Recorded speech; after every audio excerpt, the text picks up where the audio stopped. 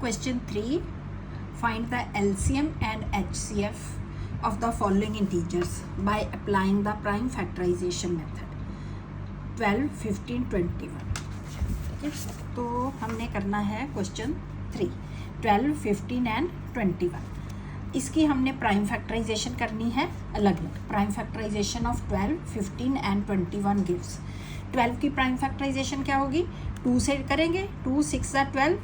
फिर ये even number है, ये इवन नंबर था तो 2 से गया. 2 6 12. देन अगेन 6 इज अपना ये है 6 इज इवन नंबर. 2 3 6. फिर 3 1 3. 15 की 15 जो है पीछे इवन नंबर नहीं है तो ये जाएगा 3 पे. 3 5 15. 5 1 5.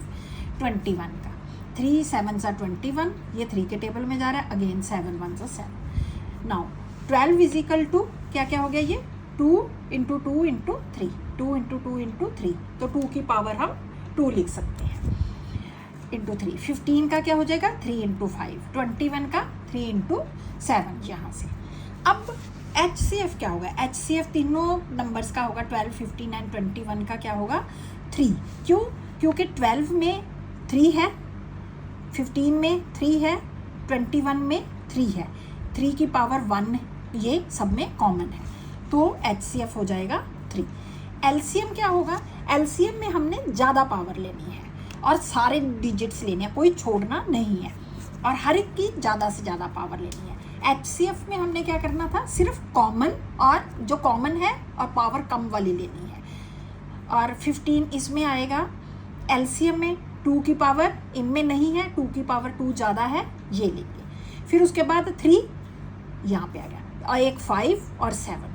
मतलब कोई भी छोड़ना नहीं है हमने तो ये आ गए. 2 की पावर 2 हो गया 4 3 5 7. तो मैंने ये 4 5 20 इसलिए पहले किया कि इसके पीछे 0 आ जाएगी तो हमें इजी हो जाएगा.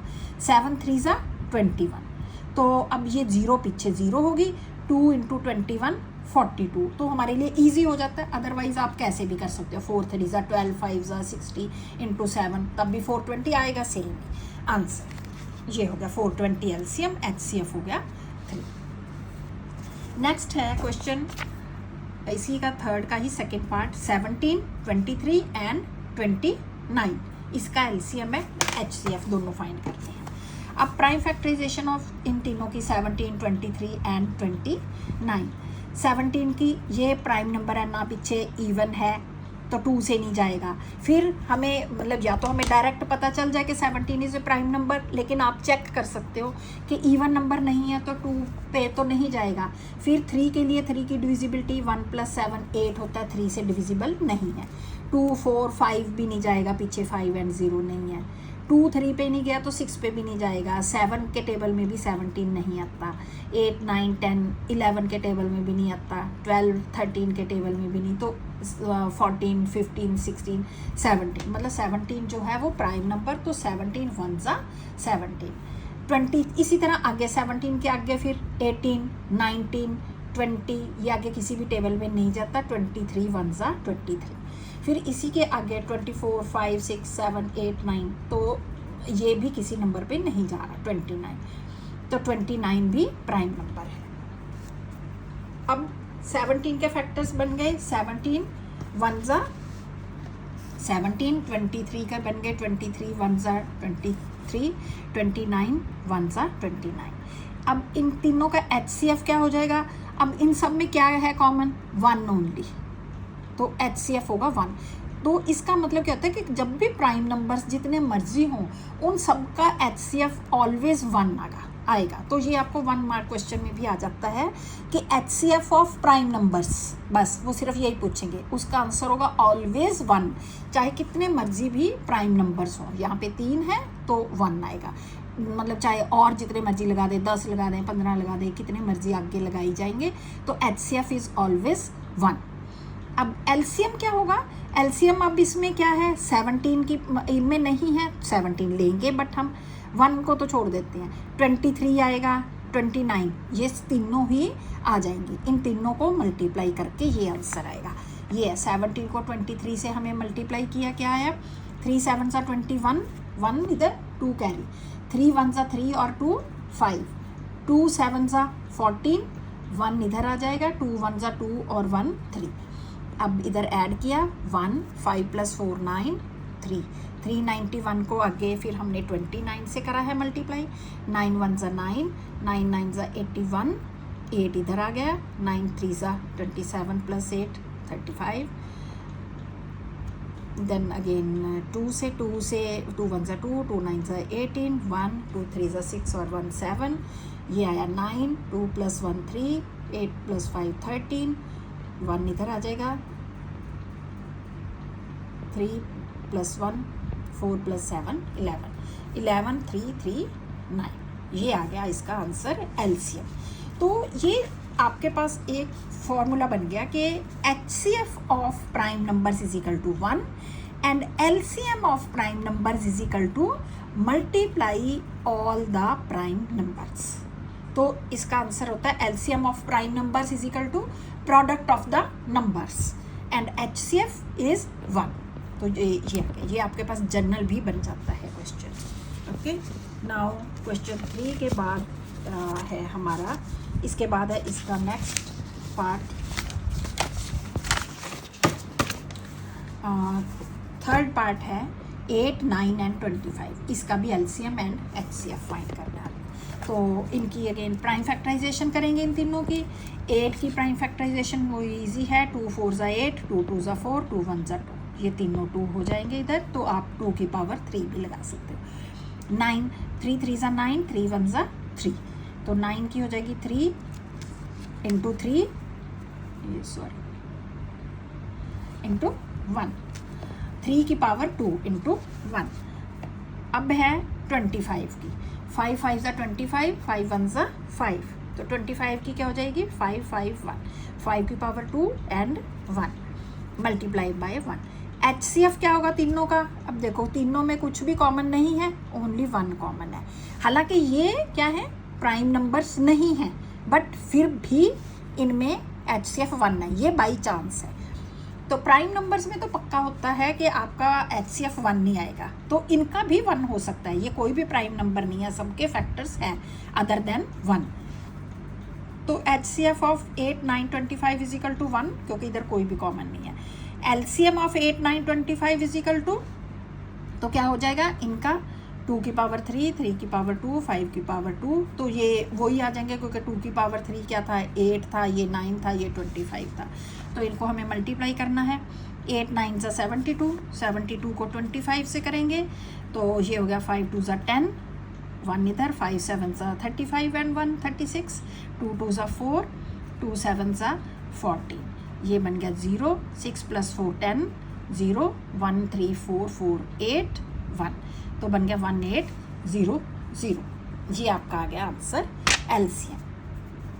तो हमें क्या पता चला कि जब भी HCF जो 1 होगा, जब HCF 1 है, मतलब कोई कॉमन फैक्टर नहीं है, तो LCM क्या होगा कि उन्हीं नंबर्स की प्रोडक्ट हो जाएगी। उन जो भी आपके पास नंबर हैं, लास्ट क्वेश्चन में 2 थे, तो इसमें भी जो इसमें लास्ट में 2 तीनों इसके ये थे 17 23 एंड 29, ये प्राइम ही थे, ये प्राइम नहीं है, बट इनका HCF 1 है, तो इनका LCM क्या होगा, इन सब की मल्टीप्लाई आपस में। ये तो प्राइम थे, तो इनकी भी मल्टीप्लाई हो गई। और ये जब HCF 1 है, तो LCM क्या होगा, product of the numbers. LCM is equal to product of the numbers, ये जो भी आंसर आ जाएगा आपका। ओके, नेक्स्ट है 4th question. Given that HCF is equal to HCF of 306 and 657 is equal to 9, दो नंबर्स का HCF गिवन है 9, आपको फाइंड करना है LCM ऑफ दीज 2 नंबर्स। ठीक है, तो हमें HCF of these 2 numbers 9 given है, LCM हमें फाइंड करना है वही सेम नंबर्स का। अब HCF हमारा रूल क्या है, HCF ऑफ नंबर्स, मतलब या जनरली हम लिख सकते हैं HCF इंटू LCM, हम ऐसे भी लिख सकते हैं HCF into LCM is equal to product of numbers. ठीक है, तो HCF इसका ये मैंने पूरा इधर इलेबोरेट किया है, दिस और इधर product of the number 306 and 657 जो भी गिवन है हम वो लिख लेंगे। तो HCF क्या है 9 into LCM is equal to this into this, तो हमें मल्टीप्लाई नहीं करना, हम ऐसे ही रखेंगे। LCM इज इक्वल टू ये 9 इधर मल्टीप्लाई है तो ये इधर आके हो जाएगा डिवाइड। तो अब हमने इसकी डिवीज़न करनी है 9 को, इसको हमने 3, ये 9 तो आता ही है 3 के टेबल में, इसकी डिविजिबिलिटी चेक कर ली। 3 + 6 9 होता है, 9 3 से डिविजिबल है। तो 3 3 = 9, इधर 3 1 = 3, 0 3 2 = 6, तो 1 0 2। अब ये अगेन 3 कट गया, 3 1 = 3, 3 3 = 9। अब ये अगेन 1 + 2 3, 3 से डिविजिबल है, तो 3 3 = 9, 1 और 2, 3 4 = 12, तो 34 इंटू 6 57। अब इन दोनों को इधर मल्टीप्लाई किया तो ये क्या बन गया, 4 7 = 28, 2 इधर कैरी, 4 5 = 20 + 2 22, फिर 2 इधर, 4 6 = 24 और 2 26, और 3 7 = 21, 2 इधर, 3 5 = 15 और 2 17, 1 3 6 = 18 और 1 19, तो 8 2 + 1 3, 7 + 6 13, 1 2 3 9 12, 1 1 2, तो ये बन गया 2 2 3 3 8। ये इसका आंसर हो गया LCM का। मतलब आपको यहाँ पे ये एक फॉर्मूला लगाना है कि HCF into LCM is equal to product of numbers. तो इनमें से जो भी गिवन होगा उसको रख लेंगे और बाकी को इधर से उधर हम अगले नेक्स्ट एक्स्ट्रा क्वेश्चंस में देखेंगे कि इसके टाइप के और बहुत सारे क्वेश्चंस बन जाते हैं। Okay, now 5th question, check whether 6n can end with the digit 0 for any natural number n। ठीक है, अब ये देखो, ये आपको इसकी एग्जाम्पल भी है ऐसी कि consider the number 4n where n is natural number, check whether there is any value of n for which 4n ends with the digit 0। इसका मतलब यह है कि आपको ये देखना है कि ये जो 4 है इसकी पावर n मतलब कोई भी नंबर हो सकता है, ठीक है, 2 3 4 5 6 7 जितना मर्जी हो जाए, तो कितनी भी हम इसकी पावर ले लें जब 4 की, तो क्या जब हम उसको मल्टीप्लाई करेंगे क्या वो एंड होगा उसका 0 पे, ये हमें बताना है। क्योंकि अब 4 की पावर n तो नेचुरल नंबर्स एंडलेस है, तो हम कितने चेक करेंगे, तो हमें वो सारे नंबर्स नहीं चेक करने, हम इसके बेस को चेक करेंगे। बेस को कैसे चेक करेंगे कि ये जो 4 है इसको हम ले लेंगे, 4 के हम करेंगे प्राइम फैक्टराइजेशन, ये हो गया 2 की पावर 2, ये n के साथ फिर 2 ऊपर चला गया, ठीक है, 2 raised to power 2n। तो और ये जो है जो अब डिजिट एंड सॉरी 0 कब आता है, जब 5 × 2 होता है तब 0 आता है। तो हमने क्या करना है, हमने सिर्फ इस जो नंबर 4 है इसी के प्राइम फैक्टराइजेशन करनी है, ठीक है। जब इसके प्राइम फैक्टराइजेशन में अगर 2 और 5 दोनों होंगे, ठीक है, तो फिर 0 होगा, नहीं होगा, then it would be divisible by 5। मतलब 5 से डिविजिबल होता है कोई भी नंबर होता है, 2 से भी होता है डिविजिबल, क्योंकि 5 × 2 मिला के 10 बनते हैं, ठीक है। तो इसमें हम देखेंगे अब ये भी, अब इसी तरह 6 की पावर n, इसका हमें बताना है। देखो 10 कैसे बनता है, 2 × 5। तो यहाँ पे इन्होंने क्या लिखा है, ये आगे अरिथमेटिक गारंटीज, ये हम बाद में करेंगे, फंडामेंटल थ्योरम्स हैं। तो अभी आपने ये देखना है, सो द यूनिकनेस ये हम बाद में करेंगे। There is no natural number n, हमारे पास कोई नंबर नहीं है जिससे 4 raised to power n ends with the digit 0। क्यों? क्योंकि इसमें 5 नहीं आया, 2 तो है प्राइम फैक्टराइजेशन में पर 5 नहीं है, तो इसलिए। अब यहाँ पे क्या है, 6 raised to power n can end with 0 if 2 and 5 both are its prime factors. अगर ये दोनों प्राइम फैक्टर्स होंगे तो ये क्योंकि जो 10 होता है वो 5 से भी डिविजिबल होता है, सिर्फ 2 से नहीं होता, ठीक है, तो इसलिए 5 भी आना चाहिए। तो 6 की हमने क्या करना है, सिर्फ इस 6 को लेना है। 6 के प्राइम फैक्टराइजेशन क्या होगी, 2 × 3, सिंपल है, तो 2 × 3। अब now 5 is not a prime factor of 6, क्योंकि ये तो सिर्फ 2 और 3 है, 5 तो है ही नहीं, 2 है, चलो 2 तो है बट 5 नहीं है ना, 2 होने चाहिए, 5 भी होना चाहिए एंड 2 भी होना चाहिए। 5 is not a prime factor of 6, therefore 6 raise to power n can not end with 0 for any value of n। n आप जितना मर्जी ले लो, 2 1 2 3 4 5 6 7, आप कितना मर्जी लेते जाओ, एंडलेस है। बट उसकी पावर जब करोगे आप 6 को उतनी बार मल्टीप्लाई करोगे, it can never and with 0।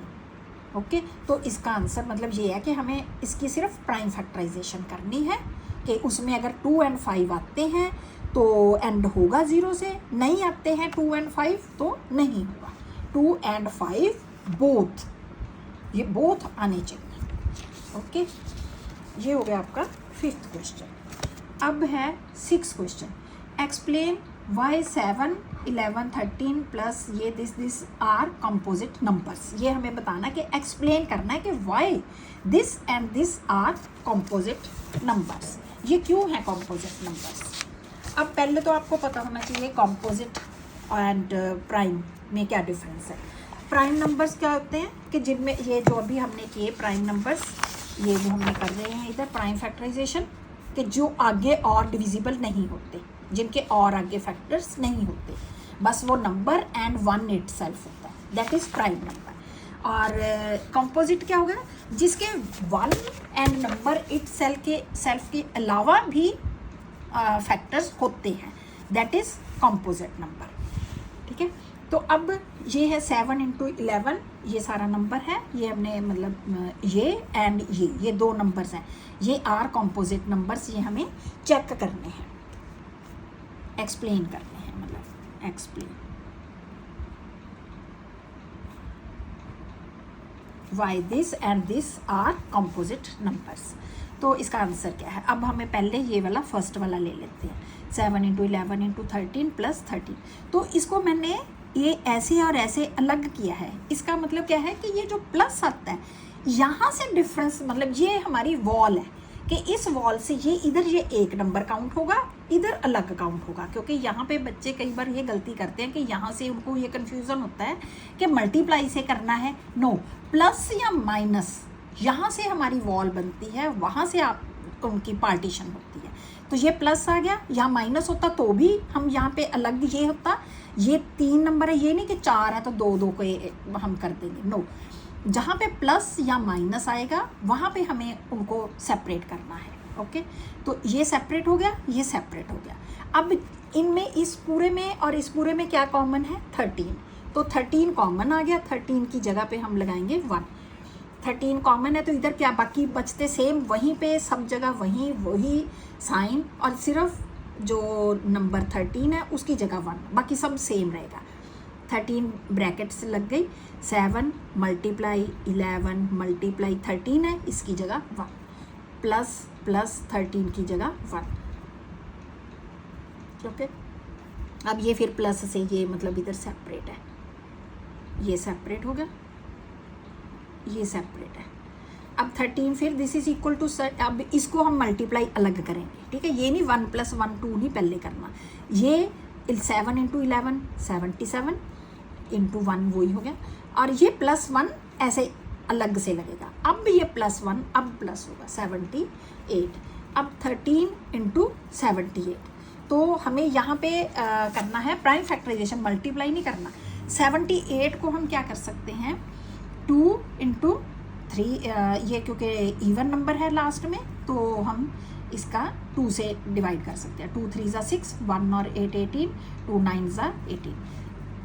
अब ये 2 से नहीं जाएगा क्योंकि इवन नंबर नहीं है, ऑड है। इसकी हम 3 की डिविजिबिलिटी चेक कर लेंगे। 9 + 3 12, 12 3 से डिविजिबल है, तो 3 से जाएगा, 3 1 = 3, 3 3 = 9। तो 13 जो है अब ये आ गया प्राइम नंबर। ठीक है, तो 13 क्योंकि ये किसी में भी नहीं जाता, 2 3 5 6 7 8 9 10 11 12 13, तो ये किसी पे नहीं जा रहा। 13 प्राइम नंबर है, 13 से जाएगा, 13 1 = 13। तो अब इसके कौन से बन गए 78 के, 2 3 और 13। तो अब इनमें कॉमन नहीं लेना, अब ये ऐसे ही रहेंगे, 13 × 2 × 3 × 13। अब ये 13 की पावर 2 लिख सकते हैं, मतलब ऐसे भी आप यहीं से भी चेक कर सकते हो, आप यहीं से भी लिख सकते हो। ये चलो हमने लिख दिया कि 2 3 13 की पावर 2 है, ये आगे पीछे जैसे भी लिख दो, इट हार्डली मैटर्स। ओके, तो ऑल दीज नंबर्स, अब इन नंबरों के बारे में हमें बताना है, क्योंकि ये जो सारा नंबर था इसकी फॉर्म चेंज हो गई है। अब ये सारे नंबर मल्टीप्लाई में हो गई, जहाँ बीच में प्लस था ना, तो अभी ये बीच में प्लस है, तो इसलिए वहाँ पे हम अभी कुछ नहीं कह सकते थे। तो अब ये बन गए ऑल दीज नंबर्स आर, ये नंबर क्या है, ऑल दीज नंबर्स आर, ये जो सारे फैक्टर्स हैं नेचुरल नंबर्स हैं और ये अदर देन 1 है। All these numbers are prime numbers,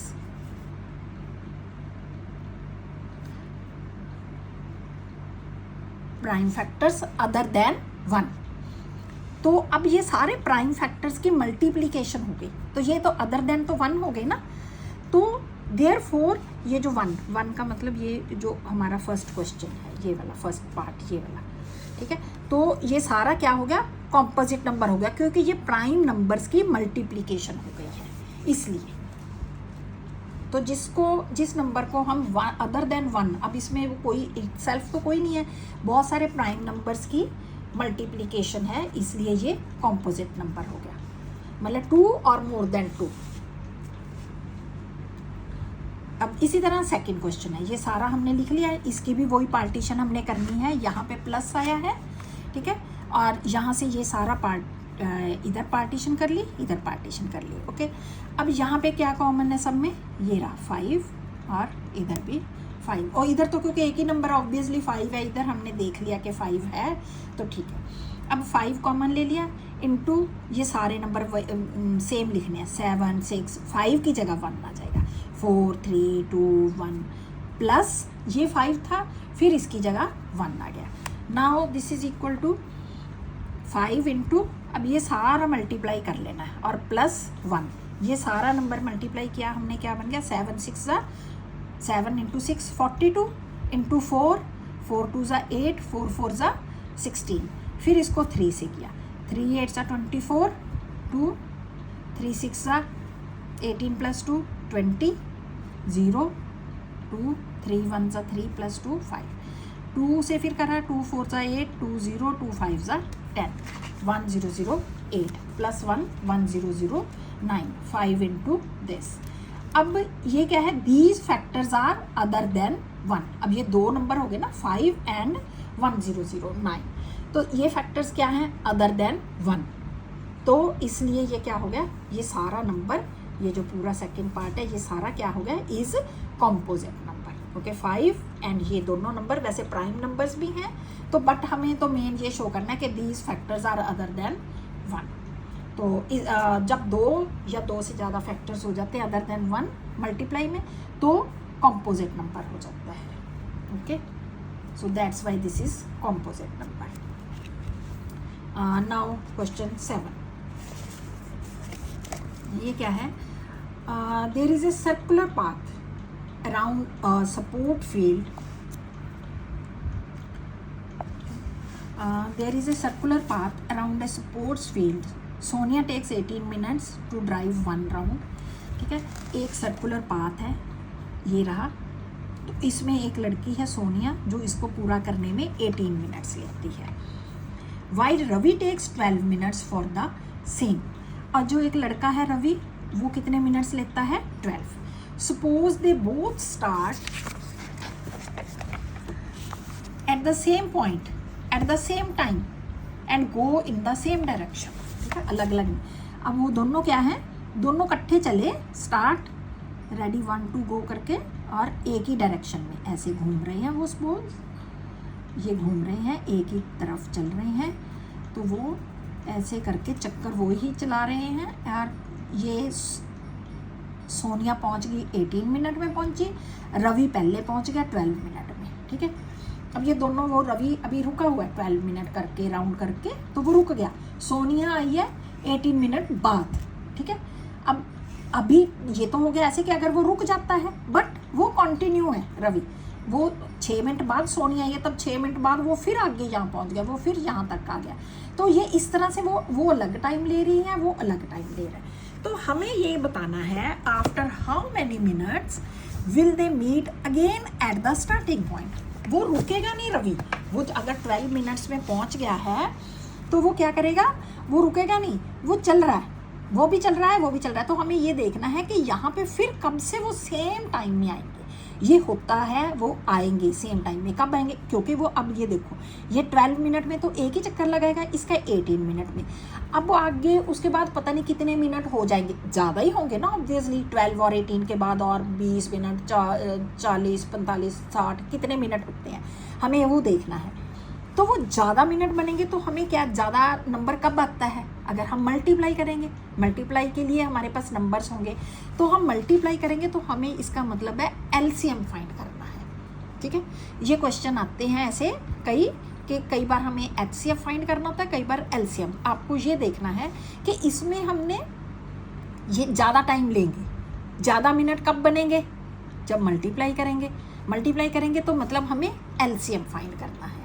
ठीक है, तो Ravi takes 12 minute for 1 round, Sonia takes 18 minutes for 1 round. They will meet again at starting point after, कब मिलेंगे वो, एलसीएम ऑफ 12 इंटू 18। ये तो देखो क्वेश्चन रिटर्न में तो इतना ही होगा, ये चीज़ अंडरस्टैंडिंग की है कि कैसे एलसीएम आपने चूज़ किया कि ये एलसीएम निकालना है। ठीक है, तो ये हमने ये दिमाग में लगाना है कि ये 12 मिनट, 18 मिनट, अब इसके बाद ज़्यादा टाइम हो जाएगा, तो ज़्यादा टाइम के लिए हमें और बड़ा नंबर चाहिए, बड़े नंबर के लिए हमें मल्टीप्लिकेशन चाहिए। तो एलसीएम हमेशा बड़ा होता है, एचसीएफ छोटा होता है। ओके, तो एलसीएम हमें 12 और 18 का ये पहले हमने किया, सिंपल है।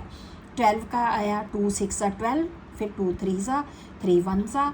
ठीक है, 2 2 3 इधर ये लिख देंगे हम यहाँ पे, और 18 का भी वही 2 9 3 3 3 1। तो 12 इज इक्वल टू 2 2 3, इधर सेम 18 का 2 3 3।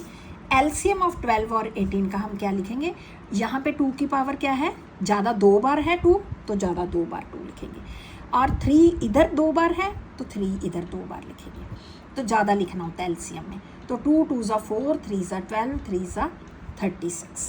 तो मतलब ईजिया 2 2 4, 3 3 9 9, 4 36, आप जैसे मर्जी कर सकते हो, 36। तो आंसर 36। तो इट मीन्स ये 36 मिनट्स के बाद इकट्ठे फिर से सेम पॉइंट पे पहुंच जाएंगे। तो ये ऐसे होता है, जब भी आपको ऐसे और भी क्वेश्चंस आएंगे कि स्टार्ट होते हैं एक ही नंबर से, तो कब आप सेम फिर से वहीं पे स्टार्ट पे हो जाएगा, तो ऐसे क्वेश्चंस में आपने क्या फाइंड करना होता है, एलसीएम। ओके, तो एलसीएम जितना भी आ गया, अदरवाइज क्वेश्चन सिंपल है, बट एलसीएम करना है। This is the main point कि एलसीएम हमें फाइंड करना है। एलसीएम फाइंड किया तो आ गया 36 मिनट। तो हम 36 मिनट्स के बाद Ravi and Sonia will meet again at the starting point. Okay, तो this was the 7th question of exercise 1.1. So this is the exercise 1.1 finished. Okay, we will meet again